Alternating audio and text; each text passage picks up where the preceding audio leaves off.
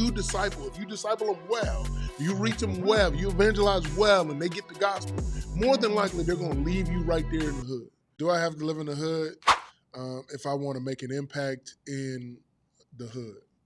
That's a question we often get because we planted a church for Black and brown folks, and because we love them, we wanted to plant a church where, in essence, people don't have to code switch. They can be themselves without having to assimilate or adjust in any way, but hear the gospel in a way that they can understand.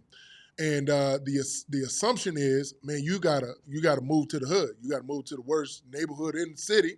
That's what you're gonna do. And that assumption kind of comes from the missional movement as church planting became more popular in the 2000s, 2010s, and it trickled its way down to Black folks and brown folks, and that movement began to take root in our communities. There was just this assumption because the missional movement was focusing on cities. And so planters and pastors were leaving the suburbs and going to the city. And the difference for us and for what they were doing is they were creating theologies and articles and books about place and location and why you need to be where you're going to minister and all of that. And you could be neighborhood centric and all of that.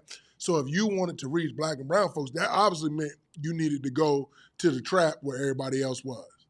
And the difference I need us to understand is this: our aspirations aren't the same. Our outcomes will not be the same. And so if you're a Black individual or man or woman or ministry leader and you go, man, I got to move to the trap so I can make a difference in the trap, we know that's not the case. All of our favorite leaders that we look up to, influencers in our culture, we've been taught from our earliest age to get out of the trap. To become homeowners. I think of my own story. It was like, we'll move to the hood to get home ownership so that we can leverage that to be able to leave the hood eventually. That's why we focus on getting education, getting good jobs, careers, so that you're not stuck in the trap. But for some reason, now that you're a Christian leader and you're thinking about certain theology, you've got to move to the hood. No, don't do that. You could be sabotaging yourself. You could be sabotaging your ministry, wondering why this is so hard when the people you disciple, if you disciple them well, if you reach them well, if you evangelize well and they get the gospel, more than likely they're going to leave you right there in the hood. And so you don't have to live there. Find a place where you and your family or you as an individual can flourish and thrive and rest, and then make a deep impact through your ministry in various neighborhoods across your city.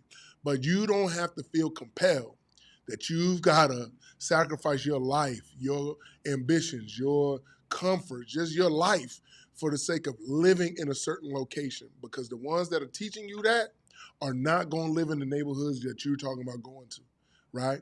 And so we need pillars. We need faithful voices. We need those people who are going to lead and advocate. But that don't mean you got to put your life on the line to live in these particular neighborhoods. Man, let's get off the block, as my man Dave would say, and let's buy back the block. How about that? Yo, thanks so much for watching. This your man Charlie, a.k.a. Charlie Hustle, a.k.a. The Hope Hustler. And I want you to like, subscribe for more to stay up with us.